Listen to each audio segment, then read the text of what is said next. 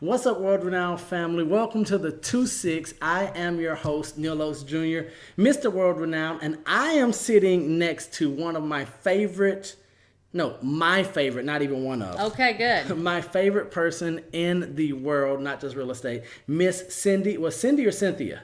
No, Cynthia. Cyndee. Unless you have to look at my real estate license or my passport, and now they're like haunting me with it because that was like something as a child. I'm like, seriously? So Cyndee Haydon is here with us. We're going to have fun, Yeah. but I do need to lay some very important groundwork. Okay. So this is a disclaimer. 26 minutes, unedited, good, bad, ugly. You Whew. ready? I don't know. Okay, so see, we can't even get started yet because this is foolishness right now. Right. This is the Cyndee and Neil show, Right. and this is every time we're together. Absolutely. Okay, so I know who you are and I love you. So just tell people who you are and what do you do. Oh. I know that what you do part is going to be difficult because you do so much, but just tell us who you are and give us a piece of what you do. Sure. Well, I recently became the Madeira Beach Real Estate Mermaid. I just made that up, but that's what I'm claiming it. I'm living into it. Is there such a thing? Well, there is. I just claimed it. Is there such thing as a Madeira Beach Mermaid? It's me. Okay. So, Wait, are we doing this for 26 minutes? We're doing this for 26 minutes. yeah. This is what. I don't know. What do you want to do? See, I made the mistake of telling you that it's unedited, and now this is where we're going. Okay. So, well, I could put on my professional Nah. hat. So, I'm a realtor that serves the Tampa Bay real estate market. Okay. I've been doing that since 2006 with my husband and partner, Jack Haydon. And what I do is we help buyers, sellers, investors who are looking to live in paradise, find their piece of paradise here. Okay, now that's the part that you chose to say what you do. But for me, I know you from real estate, from, let's just say convention in Orlando and all of Okay. our meetings. Seeing someone who knew everything about insurance, and I was sitting across and I'm like, man, this woman knows everything. And I think I watched you for maybe 2 years. And then come to find out the following year, we were in Leadership Academy class together. Yeah. And they're doing introductions. And I'm like, that's the insurance lady. I know her. She knows everything about insurance. So just tell me, what is it? Because I know that you have a passion just about insurance and how it affects, homeowners and their property rights and all that. Why insurance and how did you get into that? Sure. Well, thank you for asking that. Where we live here in Pinellas County, there's a million people. And in 2012, there was a law passed. It was called Bigger Waters by Congress. And what it said was anybody that had the grandfathered insurance rates from FEMA, they would go away. And actually, it was worse than go away. They said, oh, by the way, we just passed it, but anybody bought a house in the last 6 months, you now, without knowing it, your rates went from what we saw was a 700% increase. So people, friends, neighbors. Were you affected personally by that? I was not personally affected. Okay, but you were just about to say you had But I friends had clients. I had sold houses to that all of a sudden basically would have been foreclosed upon. I mean, but now your realtor responsibilities were over. I mean, you sold them the house, and that's their problem. well, we don't live that way. but Okay. No. I'm saying so that goes back to what I know about you. Right. So there was nothing that said, Cyndee, you have to do this. But what we were talking about earlier tonight at dinner, when you say your clients, but your clients become your friends. Yes. Especially in this market. So it's, okay, well, you can't do wrong by someone and then see them the next week or right down the street at the next restaurant. Or Sunday's right? dinner. Right, absolutely. Absolutely. No, and what happened, which I was happy, is because we had those relationships in this area, you were not required to have a elevation certificate. So nobody else, Congress included, didn't even understand what they had done. And because we had always advised our clients to have it, and because our clients are passionate and educated, they did the affidavits that got Congress to see and have that repealed. So I love advocacy as we have that opportunity as realtors, right? And to be the voice and be the educator and help protect our neighborhoods is important to me. So are you all of this? So this wasn't something that you were passionate about before. So an issue came up, you saw it, and you looked around like someone has to do something, and why not you? Right. Okay. Right. And we're still fighting it because we're ground zero for the whole country. We have 55,000 homes in our community that basically would not be affordable. They would basically be, eminent domain. It would be foreclosure, whatever. Who can write a check that's in a $200,000 house for $12,000 for flood insurance on top of everything else? Right. Makes sense. So you hit me heavy with the good stuff. Now, guys, I want to assure you from here, it's all downhill. Now we're going back to now, you know what? That reminds me, you said that Jack was your business partner, but you didn't say that you're better half. That was my mistake. So you were going to ask, that is a mistake. He is my better half. Yes. We've been together for 33 years, and, couldn't accomplish stuff without him. I mean, absolutely. Now, the reason I say that is because at dinner tonight, I really got to know him. And now that he's spoiling you and my wife, I'm finding out how much I really, really, really sort of have a love-hate relationship with the man. Right? Because I love him because he shares you with me. But then I don't like the way that you guys are rubbing off on my wife. Right, so she likes it. Joanna's happy. We've got to figure out something about that. Now, something I want to just ask you real quick. Wait, I know how to figure that out. What is that? If I could just teach you the most important piece of advice, which is a happy wife is a happy life. And you know what? My dad told me that, but there's a second part of that saying. There is? That people forget, and my wife knows this. Happy wife equals happy life, but the wife is never happy. That's what my dad told me. Now, my dad, God rest his soul, isn't here, so I don't know if it was a natural cause that took him out of here, or if it was my mom. But that's neither here nor there. No. So you were going to give me that bit of advice. So let me ask you, what is the best piece of advice that you've ever received?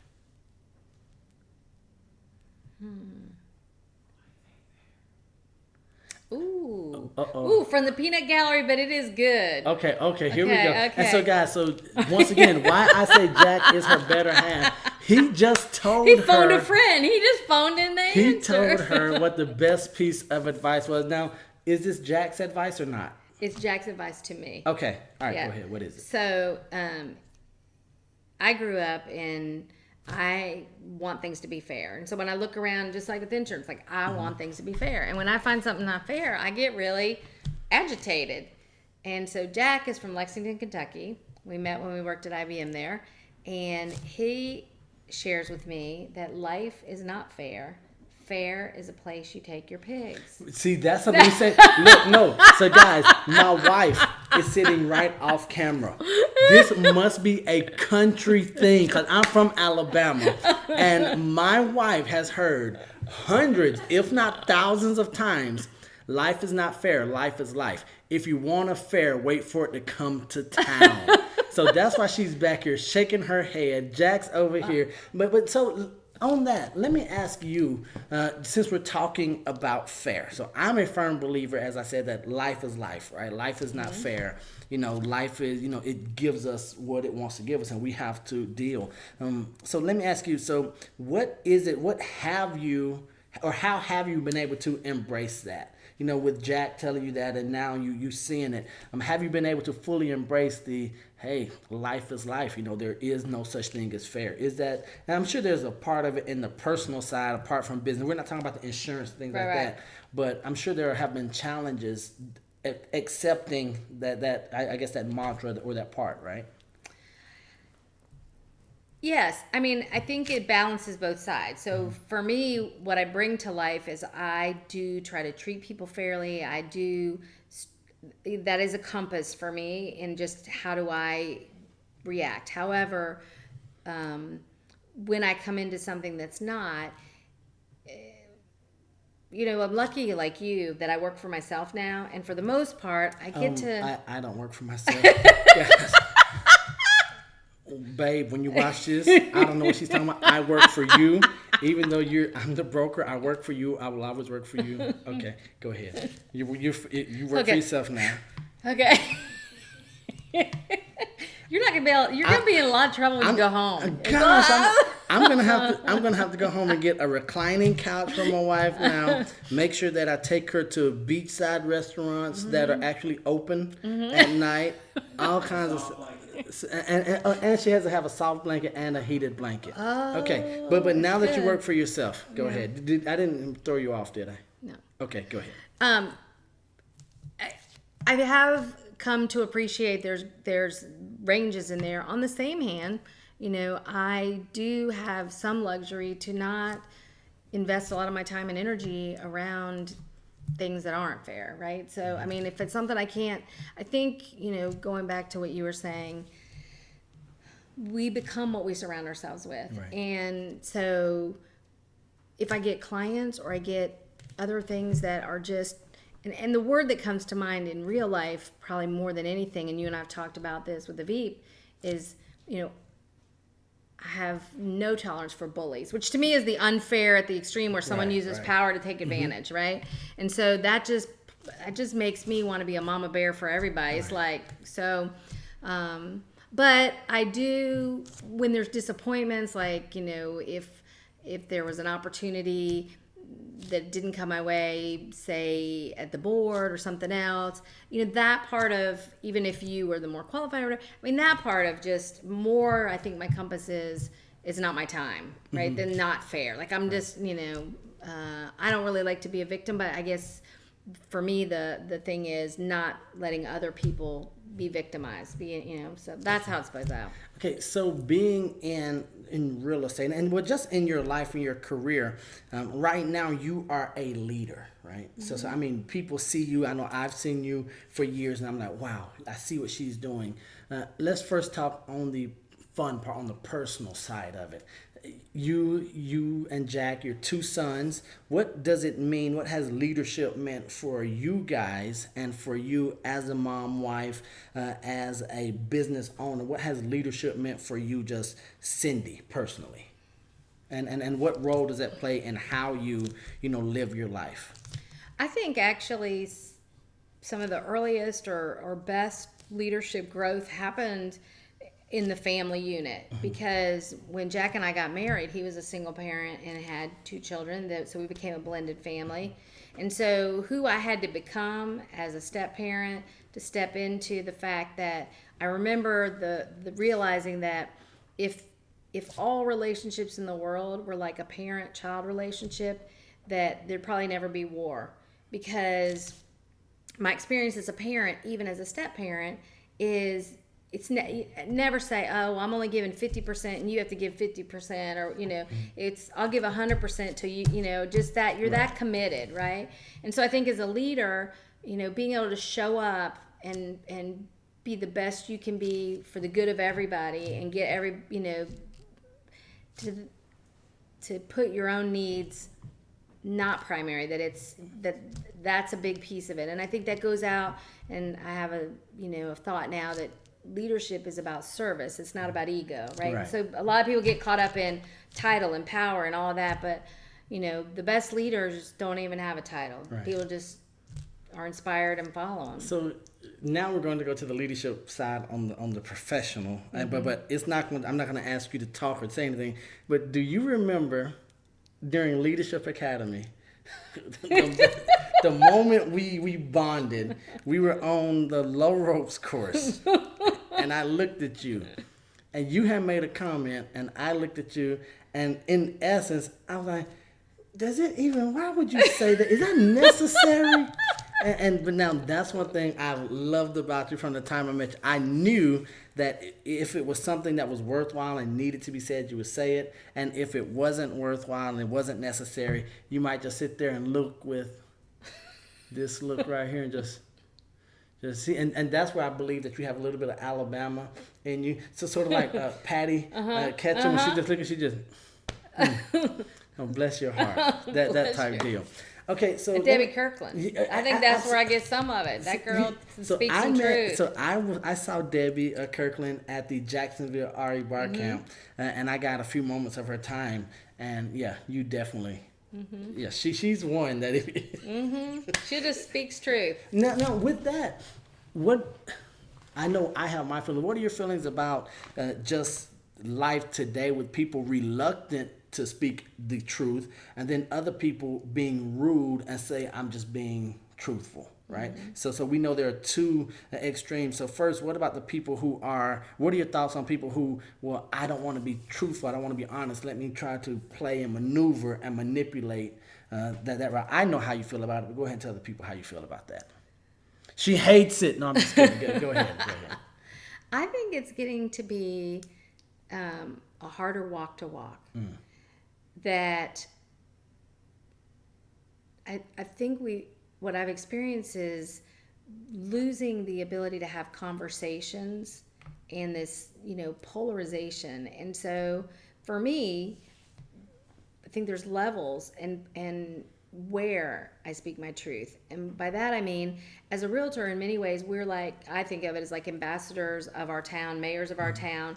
And so I serve everybody equally. I show up, it doesn't matter to me if someone's political, religious, whatever, sexual, or it doesn't matter. I just want to help them the best way.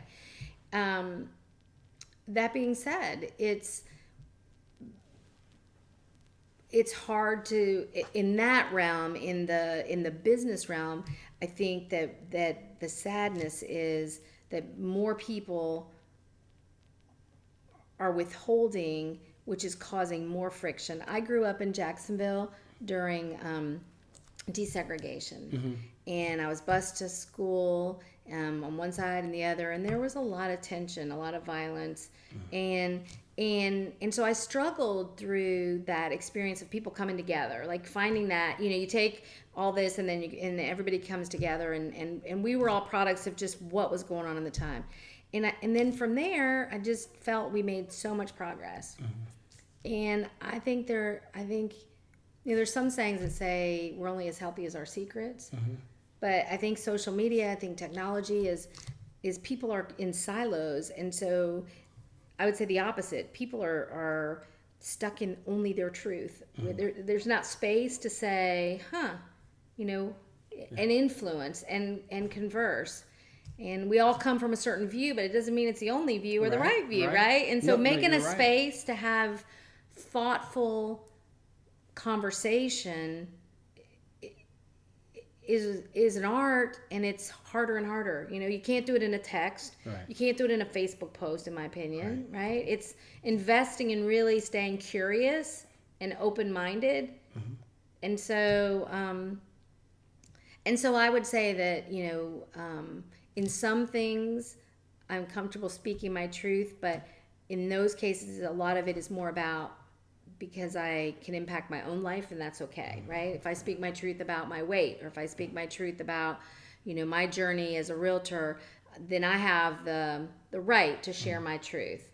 But kind of like photos on the phone, I don't have a right to necessarily share someone else's truth. I respect that each person has to come to it, and the level of the relationship defines the level of what truth is. So guys, what Cyndee is talking about when she says photos on the phone, I catch my wife in compromising positions with, toothpaste coming down the side of her mouth, with her hair all out of whack, and you guys never see my best material because, like a smart husband that I'm learning from Jack, I let my wife go through and she edits all the photos. She deletes the ones that you guys should see, that I want you to see, that you guys will never get to see. I would never put that out without my wife's consent. That's why we just celebrated 2 years on January 12th. Now I'm trying to make it to 3. And Lord, that is hard because I have some really good photos. I have some good stuff when I wake up, and then when she sees my phone, it is all deleted. So let me ask you. So I know you talked about, your truth about your weight, right? And so I've seen you, I've known you, but I've seen you transform, not only physically, but this Cyndee now is a different Cyndee than when we met, right? Just energy-wise. So we're here at your house. You're back in your space, back where you're supposed to be at the beach, right? So do you want to talk about just what it meant, just coming back and just beach living and beach lifestyle? Like you said, the sandals and the flip-flop type of lifestyle. Why don't we park there first? So you guys were living inland for a number of years, and then you came back to the beach. What did it mean to life and to Cyndee to come back home to waterfront, beachfront, flip flop and sandal life? So they say that the easiest way to change anything is to change your environment. And I never felt that so powerfully as when we came here. And I felt like all of a sudden it was finding my soul, my happiness, my, this amazing, I could just be here every day and I'm just thankful and happy. And so I didn't realize, because you know me, I'm a happy person. I'm not a complainer, all that kind of stuff. So I didn't really realize how much I'd really suppressed or just forgotten how much. I don't know if you've ever gone somewhere and you're like, I forgot how much. I mean, Yeah. but it was like falling in love again. It was just that kind of joy and happiness, and also it was the catalyst that created all the other growth.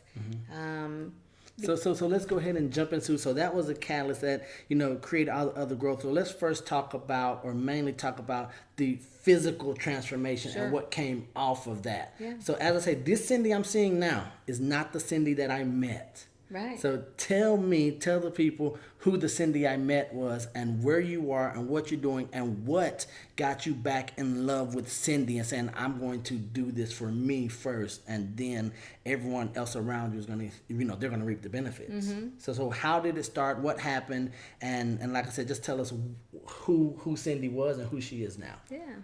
So I had an opportunity 6 months before we made the move to go to a 3-day retreat with my business coach, Joe Stump, and really talk about, all of us learn things at a young age. They're patterns that no longer serve us. And so it's a gift to have somebody that can help myself discover, or anybody discover what that is, and be at a point where I could choose differently. And so what came out of that for me was that I had grew up wanting to please other people, but it was always focused more on them than myself. And while that sounds good, taking care of myself, and you can't give away what you don't have. Right.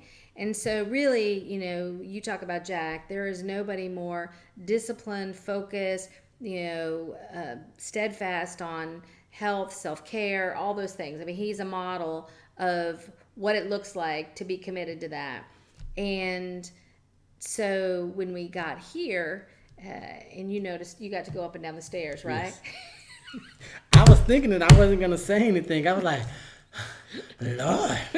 I said, man. And then I'm walking behind Jack, and Jack is running up the steps, and I'm like this. I'm like, I can't see. That's another reason I don't like, because my wife was like, he ran up the steps. He ran up the steps. And I'm like, you shut up, but love you, baby. Okay. Well, here's the deal. So we kind of looked at each other, and we were like, we want to be here living fully for a long time. And the stairs were really this outward sign that was like, your ass is big, and it is like this is like work getting up and down. You might not be here too long. And that really was the catalyst. So because we only have 26 minutes, I'll cut it short. But basically, I weighed 260 pounds. And in the last 9 months, I've lost 82 pounds. Come on now. And the surprise of all of it is that in that process, I've been able to share my story just authentically, only to give hope to people who may have had failures and frustrations and given up hope. Because I had really, I had told a friend, like, I don't think I can do this. I don't, before the change. And so, so what's been really cool is there's over 350 of my friends, family, and extended people who are now hopeful and making changes. And to me, that gives it all a purpose, right? That is the greatest gift. Now, when you started, this was something that you and Jack, you guys were for yourselves. You weren't saying, "Oh, I'm going to do this so I can get someone else on." No. You were like, so you were finally being selfish in a good way, saying, "Hey, we've got this place, we've got to be able to enjoy it, so we've got to figure something out." And then because you took action, people around you started saying, if she did it, if she's doing it, and then you started telling your story, they sort of picked up. And even more than that, because I'm an extrovert. I like to, be seen. But it was for the first time in my life, I actually, for 5 months, nobody outside of my family and my very closest friends even knew. Because I had failed so many times that I wanted to, I just felt like, private before public. Mm-hmm. And this wasn't a gimmick. It wasn't anything other than my journey. And then 5 months in, I trusted that I was on my path. And so I could speak about it publicly and feel like it was a forever thing. It wasn't a diet. It was a lifestyle. And, so that was, again, it was a very private journey, but very powerful looking back. And now it's public to the extent that I can share it in a way that encourages others. So I know that there's a lot of your story. So we talked about decisions that you and Jack had to make, as far as employment years ago. And then always being willing to take the next step, mm-hmm. right? When there's fear right here, because mm-hmm. it's comfortable in what we know, right. There's a level of fear and uncertainty right there. But what I've heard is a consistent pattern of, okay, we know there's fear right here. We don't know what's on the other side, but we're going to find out together, mm-hmm. right? So what is it? I mean, have you always been that way? Have you always said, okay, I know we're comfortable here, but I want to grow? Does that come back from, you growing up? Or is that something that you learned as an adult? Or you just got tired of being safe and wanting to take chances and calculated risk? I mean, what is it that forces you almost to say, you know what, I don't want to remain comfortable. I want to grow. I want to see what's out there. What is it? It's funny that one of the best things that my parents ever conveyed to me, and it wasn't so much said, but it was I could accomplish anything I set my mind to. And what I've realized is that it gave me the gift of not being afraid to fail forward. And I meet a lot of people like you where fear is so debilitating. It just is this wall they can't get through. Yeah. And so, I mean, I'm probably the only girl that at 260 pounds signed up for SEAL Fit and thought heart was all it took, I was like, that's the definition of an optimist right there. Right. But, I got through it. I survived. And, mm-hmm. But yes, that is a gift that when we think as parents, what we give people, our mm-hmm. kids, the ability to believe they can do anything they set their mind to is powerful. But how quickly do we as parents forget that we don't take our own medicine? Right. So we want to tell our kids, you can do it, anything you want to. And then we're like, yeah, I'm going to go over here and do something I hate doing. Right. While I'm sitting there sending you off to school saying, go be awesome, you can do it. Right. And then we're back here in our safe, miserable bubble. Mm-hmm. Right? All right, so you're good? Fantastic. Good. Okay, so now here's the part where it gets kind of dicey. Okay. Rapid fire questions. Okay. We're down to the last maybe 45 seconds, depending on how well you answer the questions. Uh-oh. If you do a horrible job, it's going to go even longer. We'll keep it going. All right, are you ready, ma'am? I'm ready. Don't look don't at the question. Look at me. You and me? Okay, here we go. Favorite color? Blue. Favorite food? I don't know. Right now it's hamburgers for keto. With no bun. With no bun. Okay, there we go. Favorite number? 14. Why? My birthday. Okay, good answer. Superman or Batman? Superman. Bugs Bunny or Mickey Mouse? Mickey Mouse. A nickname that your family calls you? I don't have that, but my girlfriend called me Bubbles. Okay. Mm-hmm. One talent that you don't have that you wish you did? Singing. You can't sing? Not well. You want to? So have you ever tried to sing? If I could sing, you couldn't get me off a stage. But when Jack and I retired from IBM, we did karaoke together, and we sang, Take This Job and Shove It. It's truth. One thing, now this is besides Jack, mm-hmm. one thing that you can't live without.